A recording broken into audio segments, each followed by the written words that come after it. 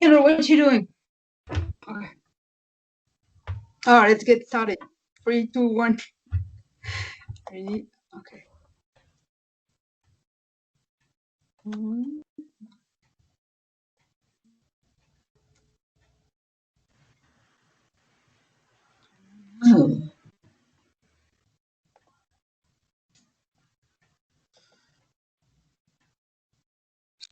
All right, and welcome back to Vanessa's podcast. So today I have a freelance fiction writer. Her name is Stacy Juba, and she has a few websites and online course for writers, and on a developmental editor, creator of online course on book editing, blueprinting, step-by-step plans to make your novel publishable. She's also the founder of Shortcuts for Writer, and her goal is to simplify editing process for authors so they can save money. So welcome. Thank you for being here. Oh, thank you for having me. So tell me what's so great about your online courses. And I know you've wrote so many books in different genres. You also have a children's picture book and some mystery books and fiction. You have all type of books. Tell me about your courses. Yeah, I just always loved writing and reading books. So I think everything has just sort of been a natural progression. I started writing really young, and then I was a newspaper reporter. So basically my whole career has been some form of writing. And then writing the books kind of led to editing, and then editing led to creating online courses about writing because I was seeing a lot of the same kinds of mistakes. And different clients, they were all making the same kinds of, had the same kind of problems. So I created the course to kind of be as like a stepping stone to hiring an editor so that they could save, cut down on like some rounds of editing and save some money and kind of empower themselves to develop their so skills. they will not be so overwhelmed with the process and try to, like you say, cut down on the money, make it faster process for them to finally publish their book.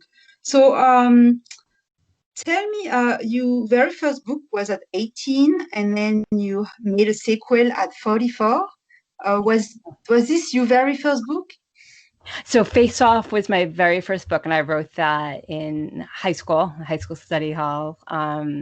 This was like back in it was published in 1992. So this was back like in the late 80s, early 90s when I was working on it. I was about 16 when I was writing it. And then I entered it in a contest for teenage writers. And the winner received a publishing contract with Avon Books. So it was published and it did well. It received like a positive reviews, and it got some fan mail from kids. But the sequel I wrote was rejected. Like during that time, there was a lot of turnover at the publishing company. Like it was all different editors, and so even though the first book did well, the sequel was rejected with the form letter, basically. Oh wow! There was all different editors. And then I tried sending it to different publishing companies, but they weren't interested in a sequel to a book that was published by another publishing house.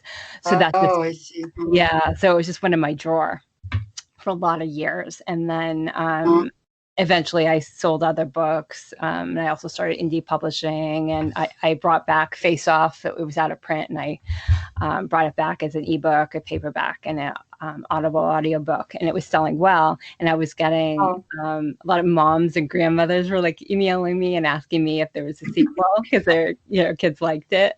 So that inspired me to take the sequel out of my drawer, but it was very overwhelming because I had written it when I was like 18, 19 years old. I had you excited at that age. It's like when you really kind of discover your inner writer, in yourself, and you're like, oh, I got so many ideas, it just keeps coming in and you just can't stop. and everybody's like in that phase where you're just like, am I good? Am I not good or not? Like you need that approval from the external, masters, I guess. So The shortcuts for writer, like step by step to simplify. How would you simplify the step? So let's say you're just like a new beginner writers and you really want to get like simple steps. So I think a lot of writers, beginner writers, they complete their manuscript and they try to revise it to the best of their ability, but they don't really know how to take it that far on their own. So then they jump into hiring an editor, which hiring an editor is very important. But the problem is the editing is hiring an editor is expensive, and you want to get the most value for your money. And a lot of writers don't realize that it's, especially beginner writers, that it could take multiple rounds of editing to developmental editing to bring that story further and further along. And if each round costs like hundreds of dollars, that's very expensive. And then some authors will also need to hire a copy editor and a proofreader also. So the more that my advice is like the more that they can learn to do on their own, the better off they'll be, so that they can get that first draft a lot stronger before they hire an editor. Yes. So that way they're sending an editor their best work. So I created the class to just have different modules, like 10 modules. And it's on all the most common mistakes I see, like both the big ones relating to plot and structure, and then sort of the scene by scene ones, like not getting it tight enough, like the point of view, or telling rather than showing, pacing issues, that kind of thing. And then also like the smaller things like the line editing and the most common copy editing mistakes. So that's why I Yeah, created and it. if you haven't took classes before, sometimes for people it's been like years since they left high school and they're like, oh, I don't know. It's just like I haven't really revised all these things. I don't know where to start. A lot of people don't start with creative writing in class, so they don't have that background. And when you do, it kind of makes it easier. But if you're just like a really good storyteller and you have all of this great stuff, to write down out that you really need that guidance. So that really helps to have an easy step process. Yeah, Right. definitely. I know so many writers who don't get that support. They can just leave their story on on the back burner and never get back to it for years. And so it's encouraging to just say, it's okay. There's an easy way you can do it. You can write that book when you really want that story out there. And I think it's so many people have so many different type of way of writing too. Right. So, what about your style of writing? Can you tell me what's your favorite style of writing? I've gotten into writing like chick lit and humorous romance Oh, okay. the past few years. Like I've kind of, like you said, I've written a whole variety of genres, like mystery. I've done a couple of children's books, the young adult hockey books. But surprisingly, I found that writing the chick lit came very naturally to me, and that's something a genre that years ago I wouldn't have seen myself writing. Mm-hmm. But I think as I got older, these hear so much like negative news and everything, and just for escape, I was started getting more drawn to lighter books, more lighthearted, Yeah. humorous books that make me Mhm. laugh. Like I love Sophie Kinsella books; they just make me laugh out loud. So then I got an idea for my first chick lit novel, and just when I sat down to write it, it just really kind of poured out of me, and this. It was fun just writing in this kind of sassier, Yeah, humorous it sounds like voice. it would be like more, you get more enthusiasm from doing it when you feel more like relaxed, and it makes you laugh in the process. You're like picturing how your reader is reading it at the same time you're writing it. Like, are they laughing with me right now? Like giving them some emotion. Yeah. Yeah, because sometimes I write like a scene, and I just start laughing, like I can't believe I wrote that. I wonder what readers are going to think when they read this. Yeah, like sometimes I'd like to imagine like are they really like sensing it the same way I'm telling or not, it depends on people. And I don't totally understand about like the dark side of all the bad news and everything. So if you stick with like something that's really dark and really gets you depressed, and then you're like, oh, I can't keep going. Right. So you have websites. So how people can find you and get help from you and take your courses? So I have a website for my books, and that's stacyjuba.com. And then I also have a separate website for my editing services and for my courses, and it's called shortcutsforwriters.com. If they're on the Stacy Juba website, if they click on, they'll see like a link that will take them there. Directly there. But for writers, I have a free 5-day line editing class, which if they sign up for, they'll get some line editing lessons sent to their email inbox. And then I also have a Facebook group for writers. It's called the Shortcuts for Writers Editing Made Simple group. And it's you know what? That sounds great. That would be a great start for everybody to just join Stacy on the Facebook group, I think. And you've done other interviews as well, so we can find that. Tell me about that children's book that you made. Can you tell me about it? Yep. So I have a children's picture book called The Flag Keeper. I also have a Teddy Bear Town children's bundle, which is The Flag Keeper is part of that. And then there's 2 other books in it also. And that's on an Audible book and it's an ebook. But the Flag Keeper is also available in paperback.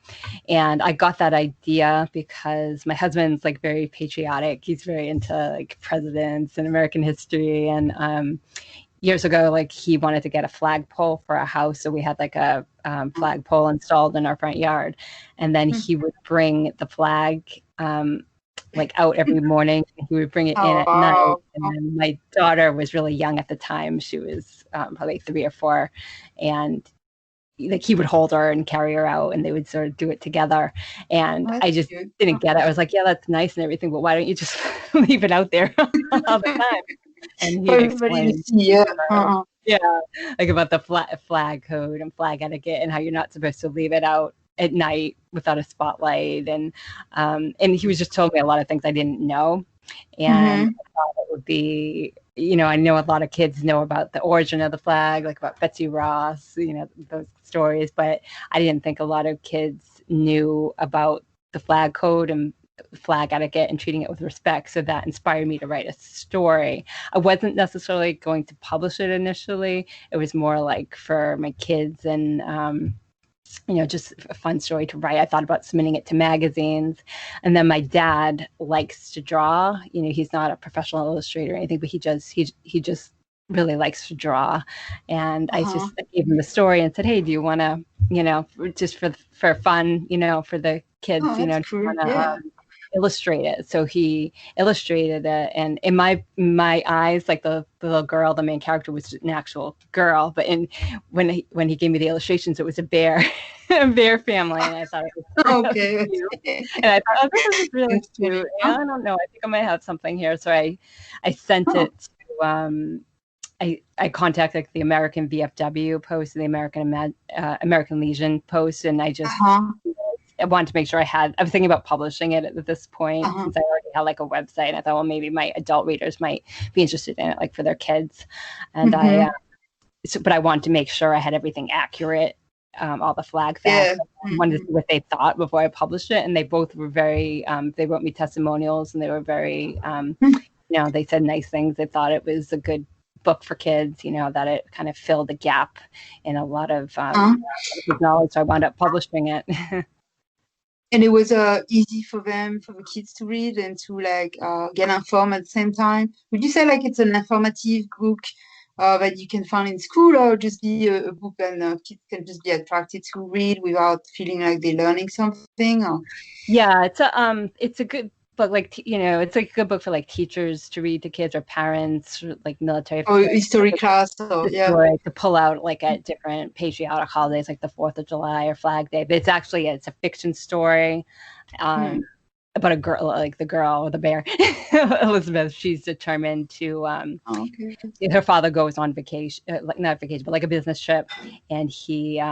So he said, "We'll just leave the flag on the, we'll just leave the flag until I get back." And then she's determined to show him that she can do it all herself. And so she just goes through all these things, like how she accidentally gets it dirty. And that's a flag code thing. We're not supposed to get the flag dirty. So she's like scrubbing it, and she hangs it upside down by accident, which is like a sign of SOS, like an emergency. Oh, All these yeah, little I remember.